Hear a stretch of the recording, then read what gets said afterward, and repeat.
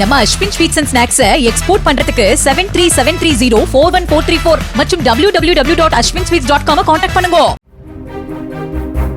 அரியலூர் மாவட்டம் உடையார்பாளையம் பகுதியில் செயல்பட்டு வரும் தனியார் பள்ளி வேன் முக்கொம்பு அணை நோக்கி கல்வி சுற்றுலா சென்றபோது ஓட்டுநரின் கட்டுப்பாட்டை இழந்து மனகெதி சுங்கச்சாவடியின் ஜெனரேட்டர் அறையில் மோதியது. இதில் பள்ளி ஆசிரியை மற்றும் 11 மாணவர்கள் காயமடைந்த நிலையில் அனைவரும் ஜெயங்கொண்டம் அரசு மருத்துவமனையில் சிகிச்சைக்காக அனுமதிக்கப்பட்டனர்.